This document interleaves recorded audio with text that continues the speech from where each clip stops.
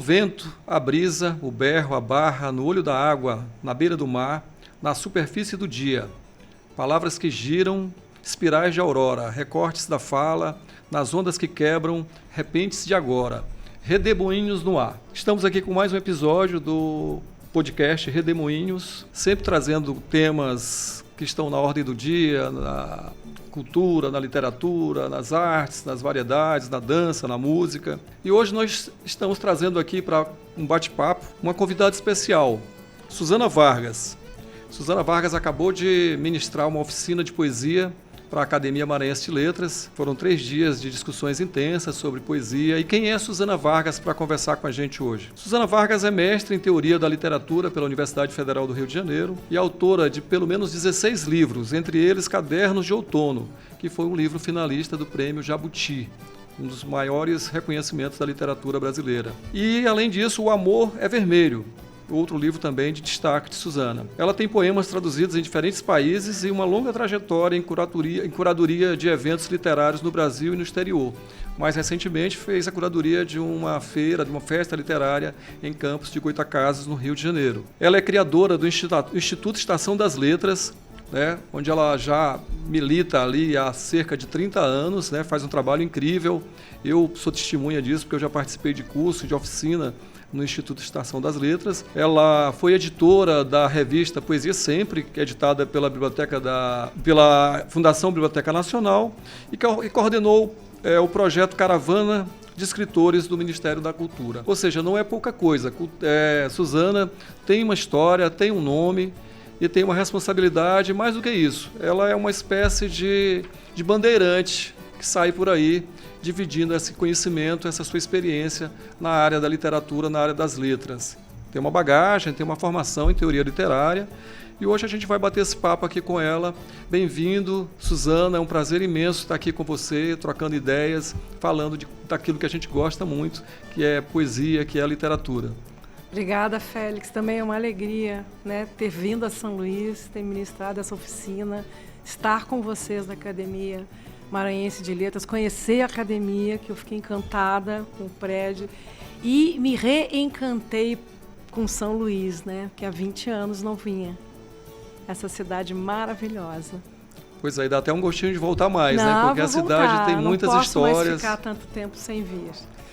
Pois é, Suzana, então para a gente começar o nosso bate-papo, eu te pergunto assim, como criadora do Instituto Estação das Letras, o IEL, e coordenadora de projetos como a Caravana de Escritores, que aprendizados mais marcaram sua visão sobre o lugar da literatura no Brasil, ao longo desse tempo todo aí de militância literária?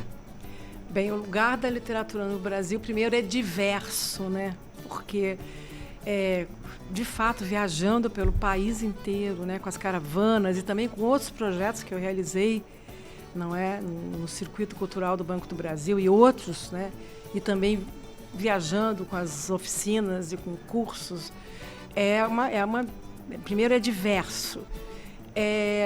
Tem um outro aspecto, é diverso e é muito rico, tá? Mas tem um outro aspecto que já não é tão maravilhoso, que é que nós precisamos de mais leitores para a literatura. Eu acho que a literatura, a poesia, enfim, qualquer gênero, a leitura precisa de mais leitores. Então a gente vai constatando uma série de problemas que assolam o país inteiro. Não é uma questão do Maranhão, não é é realmente falta de leitores. Leitores que eu digo aptos, não os leitores funcionais, que apenas leem placas e tal, pessoas que leem textos, que leem livros, não importa nem se é literatura ou não, tá? Que leem livros. Bom, que bom. Eu acho que a gente... Eu sou uma militante da leitura. Isso é um trabalho, a ser construído diariamente e tudo. E a gente está falando aqui de oficina de poesia, que é exercício, que é prática, é colocar a mão na massa, como o próprio nome diz, oficina. Aí eu te pergunto, Suzana, a poesia nasce, pelo que você percebe nessa convivência com os participantes das oficinas, ela nasce de um dom, de uma coisa realmente inata à pessoa, ou ela é fruto de uma relação, de uma disciplina, né? É leitura e trabalho constante, tudo. O que é isso? Ou é uma combinação dessas duas coisas, então? É uma combinação dessas duas coisas, né? Eu acho que a leitura, por exemplo, faz muita diferença no caso da poesia. Quer escrever poesia, tem que ler poesia. E aí tem um universo também que muita gente mais escreve do que lê, né? Isso dá um desequilíbrio na qualidade daquilo que é apresentado para o público, né? Agora, eu acho que você, se não tiver assim um talento, uma sensibilidade mais aflorada, é difícil às vezes trilhar um caminho, como é que eu vou dizer, de produzir ter uma produção de mais qualidade, que não apenas repita outros autores, mas ter uma voz própria, né? Ter uma voz própria, eu acho que o que contribui para a voz própria é a leitura de outros autores. E essa pouca leitura, ela se dá o quê? Desleixo, distração, falta de acesso, questões econômicas, enfim. No caso da poesia, eu acho que aí a gente vai para a questão escolar, tá? Em geral, na escola, tanto na universidade, ensino médio, em todos os níveis, mesmo na faculdade de letras, assim, já pega um pouquinho, lê-se pouca poesia, lê-se mais ficção, narrativas, né? Conto, romance.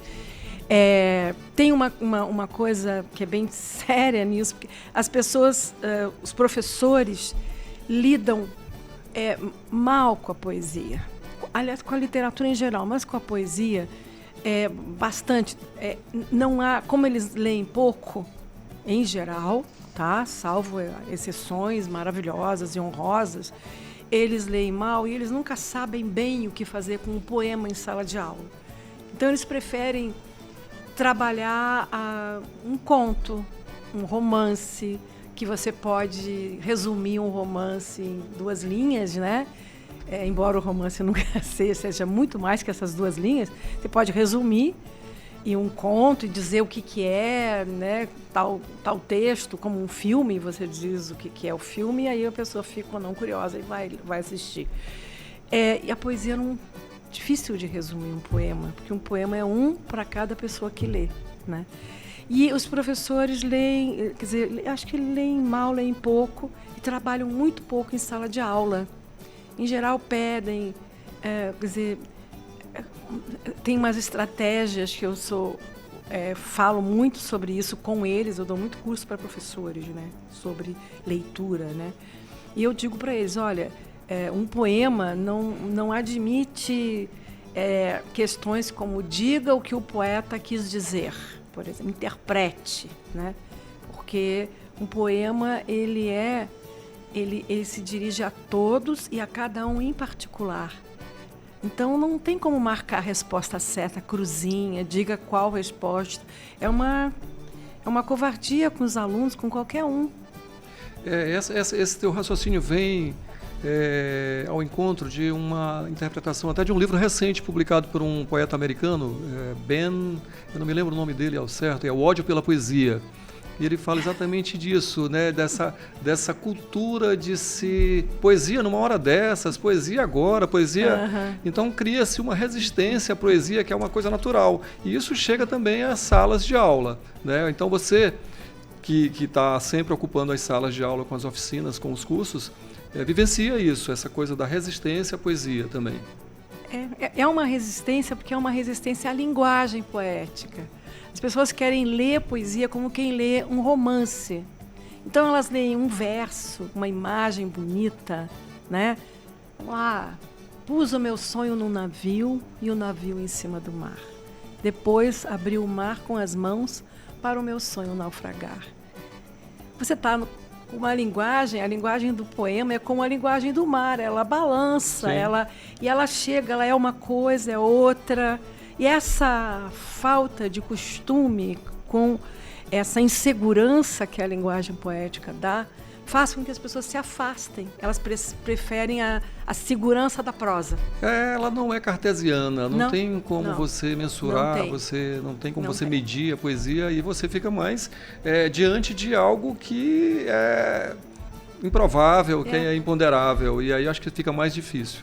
Mas, enfim, falando da tua formação acadêmica em teoria literária e tua experiência como curadora de projetos, isso tudo ajudou a influenciar a tua escrita poética também? E tu acha que esse tipo de curso ajuda a influenciar as pessoas? Essa base da teoria literária, ela é importante, ela é fundamental? Ela é importante até certo ponto, né? No caso, para quem quer fazer, para quem quer trabalhar, ela é importante em alguns aspectos, né?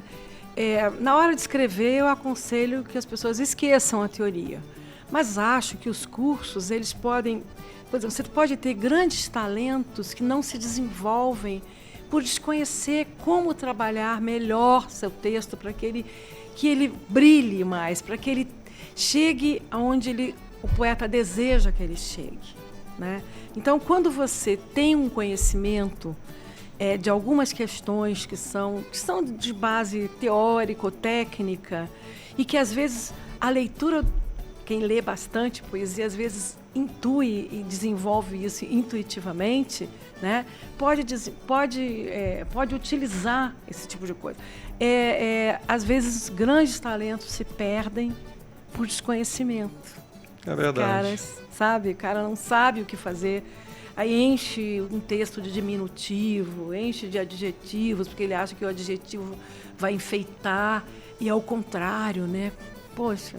Isso, uma base de estudo ajuda muito a você ter esse tipo de discernimento, é fato, né? Bom, Suzana, como você enxerga o panorama atual da literatura brasileira, especialmente no campo da poesia? Há novas vozes que te instigam? Há muitas. Assim, a gente tem uma produção de qualidade incrível, né? De norte a sul. E agora com a internet, né? Com as mídias sociais, você conhece não só a poesia que se produz no país, como a poesia estrangeira, né, nas traduções. Isso é uma facilidade da internet hoje, das redes sociais, de você ter acesso também a um mercado editorial externo, né, que antes você não tinha, era muito limitado. E a produção, né, a quantidade de livros que são lançados de poesia é imensa. São vários... um contrassenso, né? Porque mesmo num momento, num período em que não se está lendo muito poesia, e tem uma produção estupenda de poesia. É um paradoxo. Tem umas coisas que são interessantes, mas eu não gosto de causar polêmica, né, sobre isso. Eu acho que, assim, quer dizer, você escrever, eu acho maravilhoso quem se dedica à escrita da poesia, quem se dedica à leitura e à escrita. Publicar já é um passo diferente, já é um outro tipo de responsabilidade, né? Então, acho que assim, você tem que pensar bastante antes de publicar. Sair publicando qualquer rima, né? Então, eu tenho assim os cacuetes, né, que eu costumo brincar. Eu digo isso, você escutou isso na oficina, você estava na hora. Eu falei assim, olha, gente, poesia não é rima. Por exemplo. Mãezinha querida, tu és a minha vida, é só uma emoção que a pessoa teve a respeito da mãe. Mas não é um poema e talvez não precise ser publicado, né? Quer dizer, são coisas que não são emoções apenas ali, tá? Então, o que tem hoje é que as pessoas, justamente por não ter a leitura, por não ter alguma informação sobre mercado editorial, sobre... É um tema que a gente vai entrar mais na frente aqui, sobre o mercado editorial. Ela acaba fazendo, assim, algumas rimas, né, lá eu brinco com os alunos, né? Não me levem a mal quem está escutando, mas olha só, eu brinco assim, a pessoa escreve num guardanapo, né, tal, mamãezinha, e aí ela acha bonito aquilo, foi uma emoção, aí ela faz mais 10. Batatinha quando nasce. E aí ela leva numa gráfica e publica, paga e publica, e aquilo é um livro. Quer dizer, é um pouco jogar o dinheiro fora, quer dizer, não sei. todo mundo tem o direito de mostrar e mostrar, é o direito de mostrar, mas é que, de fato, acaba muita coisa que às vezes podia esperar, que o ideal é que você escreva o texto, vá para a gaveta, como aconselha o Mário Quintana, deixe descansar um tempo e depois você vê aquilo que era uma emoção, que você olha, que parecia, coisas que pareciam tão lindas e maravilhosas e tal. Depois, passado um tempo, você diz, não está tão bom, vou jogar fora ou vou arrumar, vou trabalhar, e aí entra o trabalho de corte. É preciso ter uma autocrítica. Sim. Mas desde que essa autocrítica também não seja tão severa a ponto de guardar por tanto tempo, por longo tempo.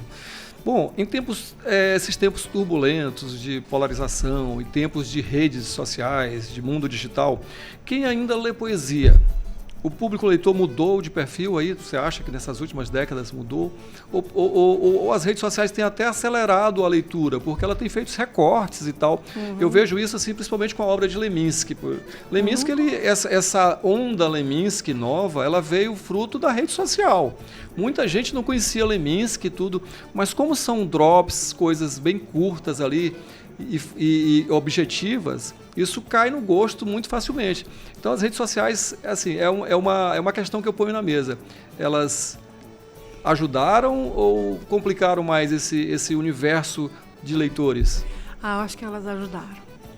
Eu acho que eu venho de um período, né, eu pertenço a um período o que aconteceu o seguinte, a pessoa, para publicar qualquer coisa, um livro, um poema, ela dependia de um mercado, de editores que tivessem dispostos a pagar um livro, quer dizer, a publicar o livro, quer dizer, não havia essa coisa tanto de eu vou pagar o meu livro e vou fazer e vou sair. Não, tinha um pouco de espera nisso, sabe?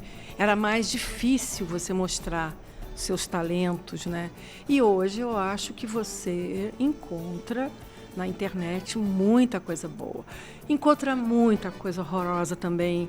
Encontra, assim, coisas tão injustas, quer dizer, com os poetas famosos. Alguém que se assina, faz um texto que é sofrível, horrível, e assina como Fernando Pessoa, quer dizer, Jorge Luiz Borges. Essas enganações o próprio Quintana é vítima, vários, né, Ceci?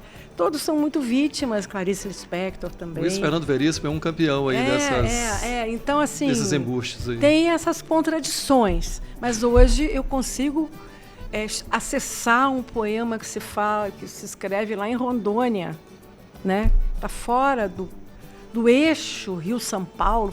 Lá, eu consigo acessar alguns poetas de lá pela internet, né? Agora, poucos, a compra de livros, as pessoas leem, mas isso não se converte efetivamente na compra de livros de poesia. Tá? Sim. Eu garanto. Mas, enfim, é um caminho, né? É um caminho. Isso já é alguma coisa. E, Suzana, você como vive dentro desse campo, assim, qual o papel das feiras e festas literárias hoje? Elas cumprem, de fato, uma função de formação de leitores ou se tornaram mais eventos de mercado e espetáculo, de livreiros, essas coisas todas assim que a gente vê? Eu falei até com você que me chamou muita atenção agora na Flip, aquele espaço dedicado às editoras independentes. Uhum. Aí eu fico perguntando, e os outros espaços, então, são para as editoras dependentes? Então? Vamos lá, meu Deus do céu. É um assunto também polêmico. Eu já fui vítima há muito tempo atrás, há muito tempo mesmo, 10 anos, mais de 10, eu publiquei um artigo no Globo sobre essa questão. Fui contestada, tá? Mas recebi alguns apoios significativos, tá? E o que eu dizia a respeito disso? Como é que eu entendo as feiras? Acho maravilhoso.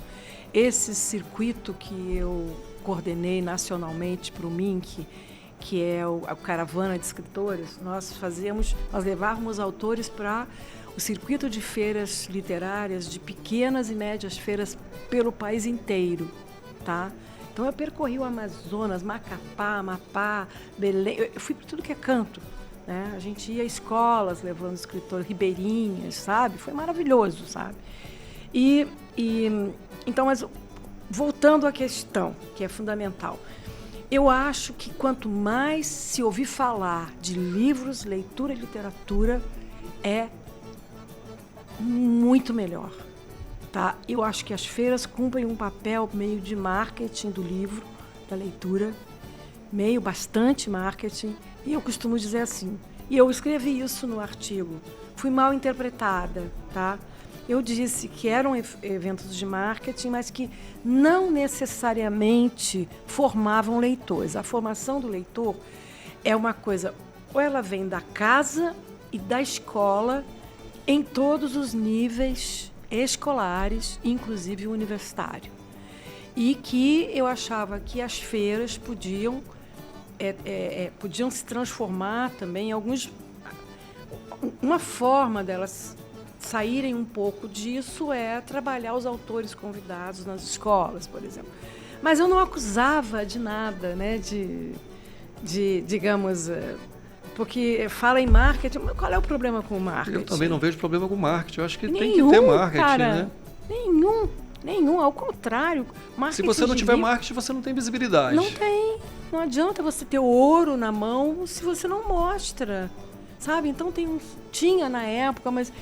E eu lembro que eu disse, olha, eu me lembro do meu artigo, com uma autoridade, que eu coloquei entre aspas, de uma pessoa que já fez isso e aquilo, blá, blá, blá, e que observou que, de fato, as pessoas vão, é uma festa, e uma vez por ano, aquela cidade ouve falar num produto chamado livro.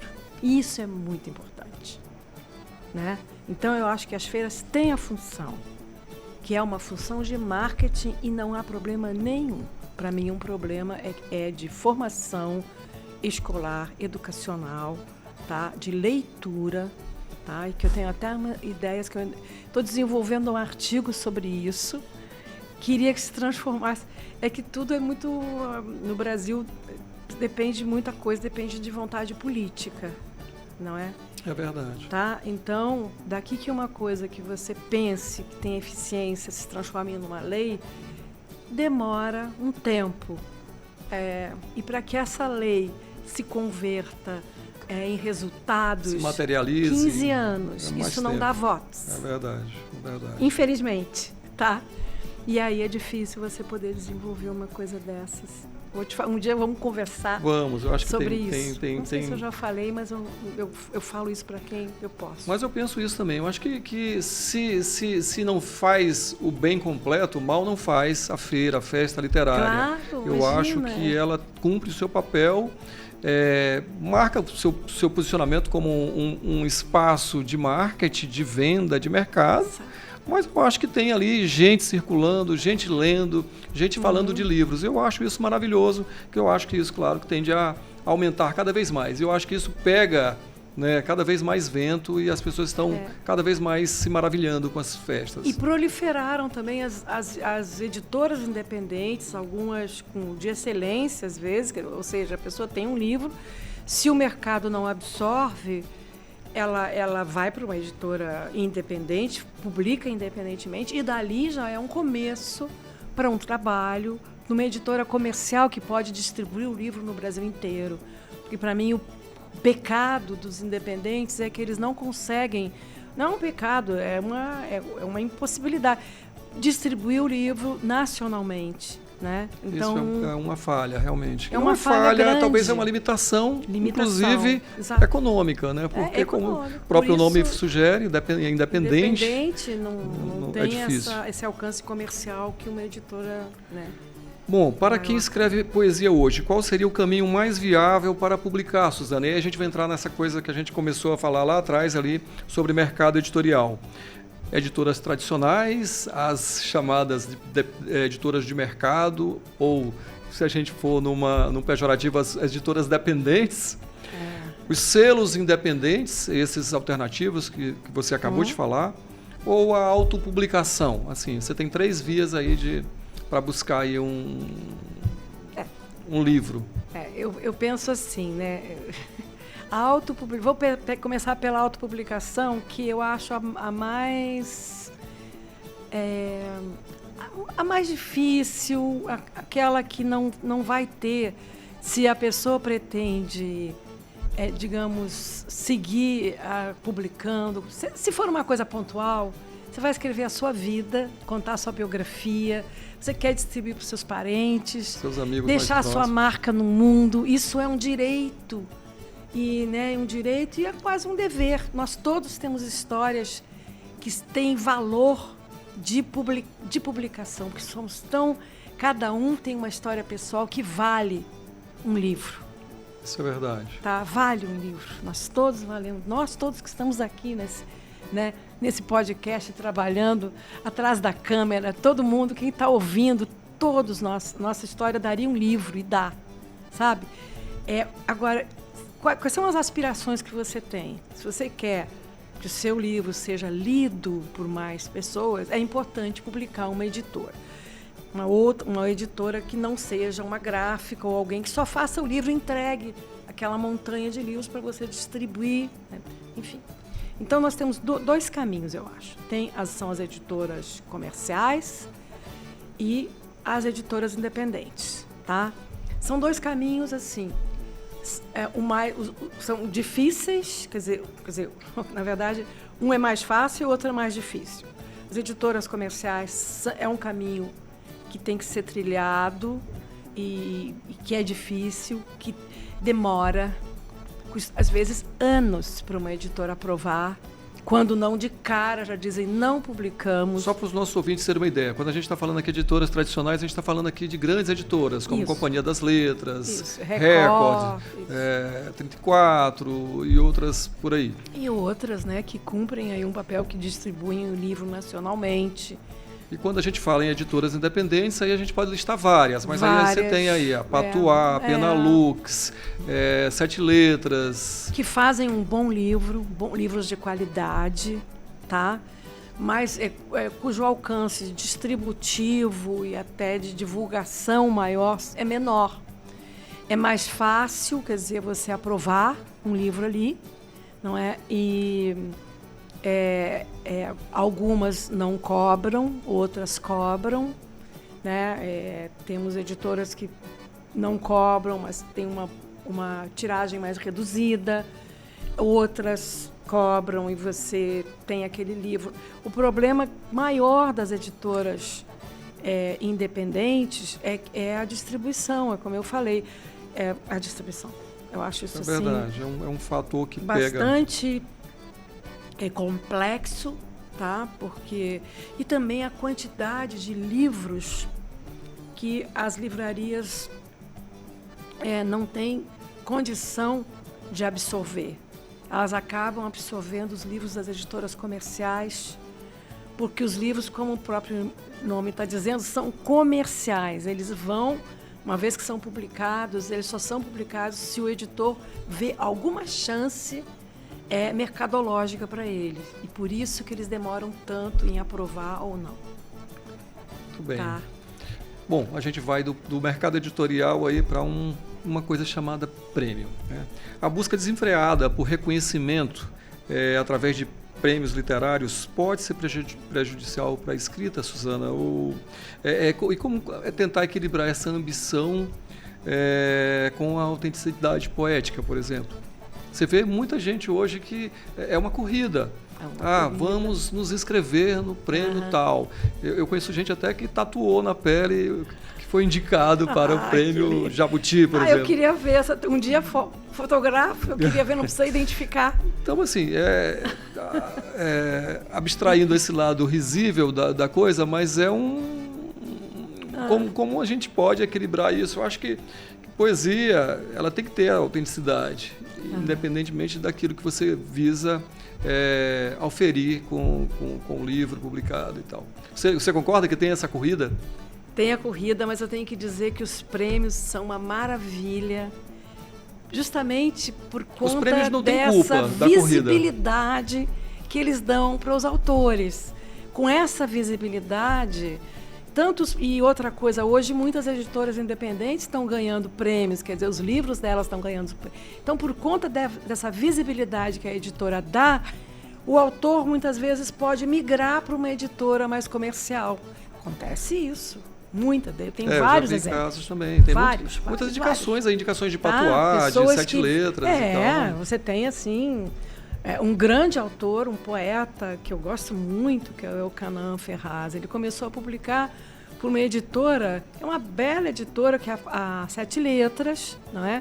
Uma editora independente, que também não tem uma distribuição tão digamos, ampla assim. Não tem tão ampla. E hoje ele está na Companhia das Letras, né? Então, assim, são muitos autores, né? E os prêmios dão essa visibilidade, eles reconhecem hoje financeiramente, não é? Alguns prêmios também dão chance, o camarada escreveu um poema, ele manda para o prêmio, aí eles realizam umas antologias, como o Wolf Flip, por exemplo, algumas antologias, né? E tal, eu acho maravilhoso. Eu só não gosto de prêmio que cobra para a pessoa se inscrever. Não digamos assim, alguns prêmios que são antologias que cobram para a pessoa participar. Com um poema você tem que participar, isso eu não gosto, não. Então, eu não aconselho a pagar. Mas, assim, essa é uma... Agora, por outro lado, eu acho, aí, indo nessa questão você escrever com vistas a um prêmio literário é um caminho pior que você possa ter. Você quer escrever, você escreve por vontade própria, ninguém foi pedir para você ganhar prêmios. Quanto mais entrega aquilo que você está realizando, melhor. Se aquilo resulta ou não num prêmio, não tem a menor importância. É isso aí. Eu acho que o caminho é esse aí também. Tá? Não tem, sabe? Então, imagina, eu me lembro, né, que uma vez o Milton Ratum, querido amigo, num programa de leitura do qual eu fazia a curadoria, ele recebeu a pergunta de um rapaz como é que eu faço? Eu sou escritor novo, como é que eu faço para publicar? Eu quero publicar. Aí ele virou e disse, olha, primeira coisa, tem que ter noção que ninguém foi à sua casa pedir para você escrever o seu livro. Ninguém foi bater a porta e pedir, pelo amor de Deus. Você escreve porque você quer. Se concentre no que você está fazendo, se dedique, leia, trabalhe. Claro que você não vai ficar de braço cruzado, vai buscar formas de mostrar seu trabalho. Mas eu acho que é aquilo... poesia sempre vem na minha cabeça, né, Félix? Eu sou até Que bom. Sou muito enjoada. Que bom. Sabe? Os amigos e os namorados se queixam, porque vem sempre poesia. Eu me lembro pegando uma imagem da Ana Cristina César, né? Se concentra. Se você me ama, por que você não se concentra? Concentre-se no seu trabalho, leia bastante outros poetas, trabalhe, não tenha pressa. Submeta a outras pessoas mais próximas para uma leitura. Não tenha pressa de publicar, né? É isso que é legal, é isso Deixa mesmo. a coisa ali e aí depois você vai estar maduro e pronto. Quem sabe até para ganhar um prêmio. Então, Suzana, eu tenho uma última pergunta a fazer, mas antes dela eu vou tocar num ponto aqui da tua relação com a poesia do Maranhão. Você já esteve aqui em outras épocas, década de 90 você circulou algumas vezes por aqui e aprendeu e passou a conhecer a poesia do Nauro Machado, do Zé Chagas, conviveu com eles, inclusive, e tal. Mas tem um poeta em particular que me chama muito a atenção a tua relação com ele, que é o Ferreira Goulart. Pela convivência de vocês no Rio, pelos trabalhos que vocês fizeram juntos, eu já vi textos teus escritos sobre a tua relação com Goulart. E você me disse até nas nossas andanças pela cidade que queria conhecer a Rua dos Prazeres, que é uma rua que veio citado num dos poemas mais emblemáticos de Goulart. Então fala um pouco para a gente dessa tua relação com a poesia maranhense, especificamente com Goulart. Para dizer que eu vim e não conheci a Rua dos Prazeres, então eu tenho que vir mais vezes, pelo menos mais uma vez para conhecer. Primeiro, eu conheço o Maranhão desde 1980, eu vim a feiras de livros do Sesc, sou antiga, né? Feiras de livros e também da oficinas de poesia, de leitura poesia aqui. E conheço o Goulart desde que eu comecei a pensar em publicar e li os modernos, né, e tal, e de repente eu me deparo com a poesia do Goulart e com os aspectos sociais e políticos. Aquilo marcou a minha vida, sabe? A minha percepção da poesia, do poema, né? O alcance que um poema pode ter, né? O próprio Goulart, do ponto de vista estilístico, é muito legal, né? Ele tem aquele poema Para uma Vida de Merda, nasci em 1930 na Rua dos Prazeres. Olha que lindo esse contraste, esse paradoxo, né? Para uma vida de merda, nasci em 1900 na Rua dos Prazeres. Prazer isso e belíssimo, merda na mesma coisa. Isso assim foi, para mim era um choque, né? Assim, você falar, né? Quem fala em pão não diz tudo. Quem fala em dor não diz tudo. Quem fala em pão não diz tudo. Quem fala em dor diz demais. O poeta se torna mudo sem as palavras reais.